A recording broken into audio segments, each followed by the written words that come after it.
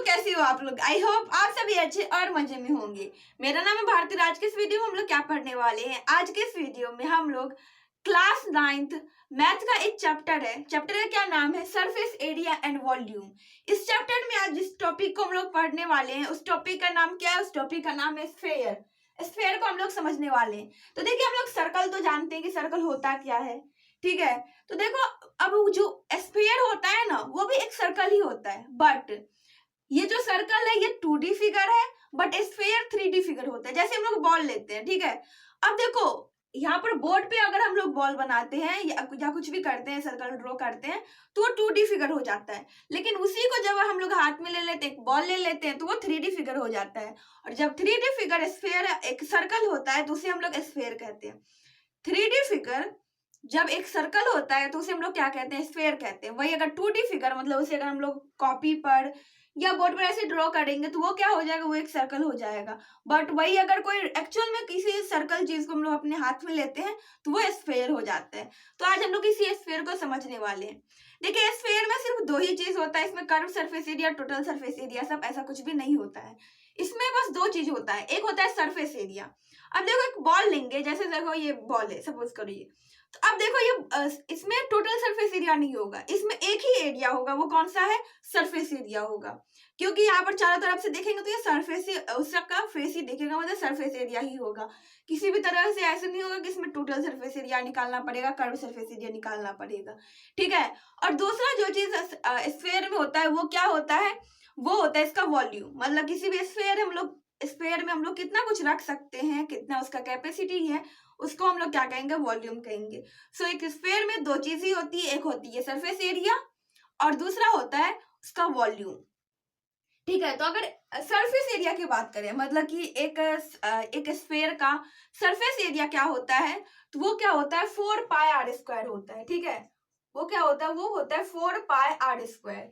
ये होता है किसी भी स्फेयर का सरफेस एरिया। अगर किसी भी स्फेयर का सरफेस एरिया निकालना है तो 4 तो हम लोग दिया गया है, पाई का वैल्यू पता ही रहता है। सिर्फ एक ही चीज की जरूरत रहती है, वो क्या होता है? वो हम लोग का रेडियस का जरूरत होता है।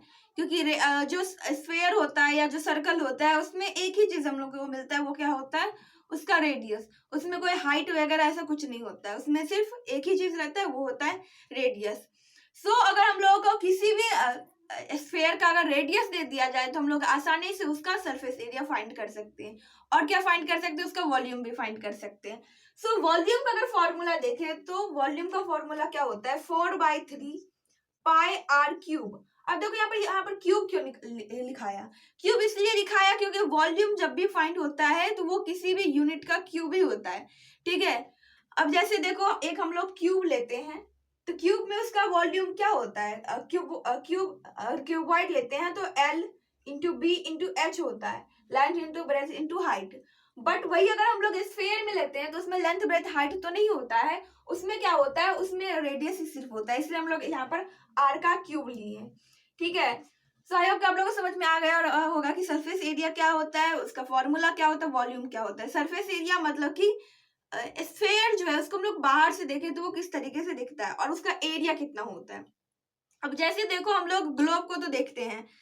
अब देखो, उसी ग्लोब को हम लोग किसी अगर चार्ट पेपर पर देखते हैं, किसी अगर मैप पर देखते हैं तो वो कैसा दिखता है? वो तो हम लोग एक ऐसे स्क्वायर में दिखाया जाता है, रेक्टेंगल में दिखाया जाता है। बट वो रियलिटी में क्या होता है? रियलिटी में वो एक स्फेयर होता है, ठीक है। मतलब स्फेयर को ऐसे खोल दिया गया तो वो एक क्या बन गया? वो एक क्या बन गया? वो एक 2D फिगर बन जाता है। वो क्या बन जाता है? एक चार्ट पेपर पर हम लोग उसे ऐसे बनाते हैं, ठीक है। तो वैसे ही एक स्फेयर लेंगे और स्फेयर को अगर हम लोग खोल देंगे, ठीक है, और फिर उसका एरिया मेजर करेंगे और देन उसको हम लोग क्या करेंगे? क्लोज कर देंगे। मतलब एक स्फेयर लेकर के उसका एरिया मेजर करेंगे तो वो दोनों क्या होगा? दोनों इक्वल होगा, ठीक है। और वॉल्यूम मतलब कि उसी स्फेयर में किसी चीज को हम लोग कितना रख सकते हैं। अब जैसे देखो, आप लोग तारामंडल देखे होंगे या जिसे कहा जाता है गोलघर कहा जाता है, आई होप कि आप लोग उसे देखे होंगे। तो उसमें क्या होता है, अगर उसका हम लोग को वॉल्यूम फाइंड करने के लिए दिया जाए तो उसके हम लोग वॉल्यूम कैसे फाइंड करेंगे? हम लोग उसका पहले रेडियस फाइंड कर सकते हैं कि, और फिर रेडियस से हम लोग वॉल्यूम फाइंड कर लेंगे। ये ऐसे भी हम लोग फाइंड कर सकते हैं कि जैसे देखो, टोटल हम लोग देखेंगे कि उस वो जो एक गोलघर होता है उसमें टोटल कितने सीट होते हैं, ठीक है। और उस सीट पर मतलब वो सीट कितने एरिया को कवर करता है और उससे हम लोग उसका वॉल्यूम फाइंड कर सकते हैं। वैसे ही अगर गोल घर का हम लोग को बोले कि स्फेयर का मतलब उसका सरफेस एरिया फाइंड करना है, तो मतलब ऐसे ही उसको बाहर से देखेंगे कि उसका मतलब वो कितना दिखता है बाहर से, और जो दिखता है ना, जो कुछ भी, वो सारा क्या होता है, वो सरफेस एरिया होता है। तो सरफेस एरिया आई होप कि आप लोगों को समझ में आ गया होगा। अभी एक क्वेश्चन लिए हैं और एक क्वेश्चन के थ्रू हम लोग समझने की कोशिश करेंगे कि कैसे ये जो फॉर्मूला होता है वो इसमें यूज होता है। तो देखो यहाँ पर बोला गया है रेडियस ऑफ स्फेयर, मतलब एक स्फेयर ले लिया गया है और उसका रेडियस बोला गया। रेडियस कितना है? रेडियस है 21 सेंटीमीटर। इसका सेंटर है, सेंटर से ये इसका रेडियस कितना है? 21 सेंटीमीटर है। मतलब इसका सेंटर से जो डिस्टेंस है वो कितना है? वो है 21 सेंटीमीटर का। ठीक है, और हमें बोला गया इसका सरफेस एरिया फाइंड करने के लिए, देन इसका हम लोगों को वॉल्यूम भी फाइंड करना है, या आखिर ये जो स्फेयर है उसका कैपेसिटी क्या है, इसको हम लोग को फाइंड करना है। सो सिंपल से इसका फॉर्मूला सबसे पहले लिख देते हैं, गिवन क्या है। सो गिवन में एक ही चीज है, वो क्या है? Radius is equal to 21 centimetre. Then इसमें हम लोग को सरफेस एरिया फाइंड करना है। ऐसे मतलब होता है ऐसे सरफेस, ऐसे area, surface area of sphere is equal to, इसका फॉर्मूला क्या होता है? 4 पाई आर स्क्वायर। सो 4 पाई का वैल्यू क्या होता है? 22/7। अब देखो कोई स्टूडेंट यहाँ पर 3.14 भी लिख सकता है, पाई का वैल्यू वो भी हो सकता है, बट वो तब तक नहीं लिखना है, 3.14 तब तक नहीं लिखना है जब तक कि क्वेश्चन में बोला ना हो। अगर नहीं बोला जाएगा तो हम लोग इसका 22/7 ही लिखेंगे। ठीक है, आर कितना है? तो आर 21 सेंटीमीटर है। आर का स्क्वायर मतलब 21 इंटू 21। ठीक है, अब देखो इसको हम लोग फाइंड करेंगे तो सबसे पहले ये कैंसिल हो जाएगा यहाँ से, 7 3 21। सो यहाँ से ये 63 निकलेगा और ये 88 निकलेगा। फिर इसको कैलकुलेशन करेंगे तो ये कितना हो जाएगा?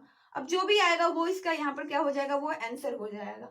ठीक इसी तरह अगर वॉल्यूम फाइंड करने के लिए दिया जाएगा कि वॉल्यूम इस स्फीयर का क्या होगा, ठीक है, तो वो फॉर्मूला बस लिखेंगे और जो डेटा दिया रहेगा, मतलब जो रेडियस दिया रहेगा, उसे हम लोग को पुट कर देंगे यहाँ पर। सो 4/3 पाई आर क्यूब। ठीक है, सो 4/3 का वैल्यू 4/3 डायरेक्ट लिखा है, 22/7 रहेगा। आर क्यूब मतलब 21 इंटू 21 इंटू 21, ये क्या हो जाएगा? सेंटीमीटर क्यूब हो जाएगा। यहाँ पर सेंटीमीटर स्क्वायर हो जाएगा। सो अगेन हम लोग इसको कैंसिल करेंगे, ये 3 हो जाएगा, 3 से 3 कैंसिल, मतलब कि 88 इंटू 21 का स्क्वायर होता है 441। सो इसका वैल्यू हो जाएगा 38808 सेंटीमीटर क्यूब। और फिर इसका भी कैलकुलेशन करने से, लिख देने से हम लोग का वैल्यू फाइंड हो जाएगा। आई होप कि आप लोगों को समझ में आ रहा हो कि ये क्वेश्चन किस तरीके से मतलब स्फीयर में बना जाता है। आई होप कि आप लोगों को ये वीडियो यूजफुल रहा होगा। अगर वीडियो पसंद आए तो प्लीज वीडियो कर दीजिएगा एक लाइक और हमारे चैनल को कर दीजिएगा सब्सक्राइब। Thanks for watching.